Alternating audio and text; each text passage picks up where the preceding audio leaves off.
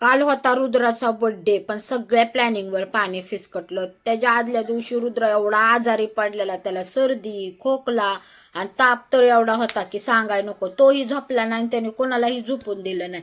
त्याची पप्पाला सुट्टी होती त्याच्यामुळे त्यांनी काय पप्पाची मांडी धरून ठेवलेली. तो खाली उतरायला का साधं थांबायला पण नको म्हणत होता.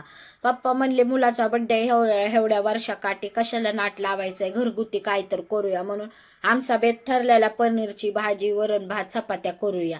मी लागले इकडं स्वयंपाकाला. यांचं चाललेलं बाहेर त्याला घेऊन काय आपलं औषध पाच, त्याला खेळ हे दाखव ते दाखव. या रेणूचे तर एवढे येडे चाळे चालू असतात की सांगायला तिने काय तर लावून घेतलेलं ना, सारखं तोंडाला काय ना काय लावत असते. तोंड असं एवढं घाण करून ठेवती की तिला किती सांगितलं ना तरी तिला कळतच नाही. आमची पूर्ण तयारी झाली. कसं तर रुद्राला नादी लावून औषध पाजलं संध्याकाळचं ना, असं बड्डेला बसवलं.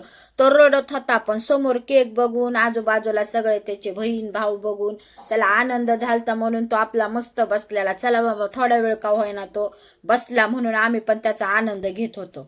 वाया एवढी घाई करत होता केक कापायची. आवरा आवरा पटकन कापा केक. त्याचं पण बरोबरच होतं, कारण की तो आजारीच होता. केकच्या निमित्ताने, बड्डेच्या निमित्ताने तरी उठून तो बसलेला. मग आम्ही पण पटकन केक कापून घेतला आणि रेणूचं चाललेलं त्या केकवरचं उचलून खायचं.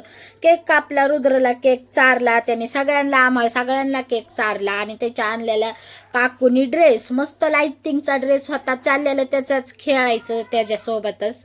त्याच्यात लागत होती लाइटिंग, त्याच्यामुळं ते असं सारखं ते हात लावून लावून लाइटिंग लावत होता आणि इकडं तिकडं फिरत होता.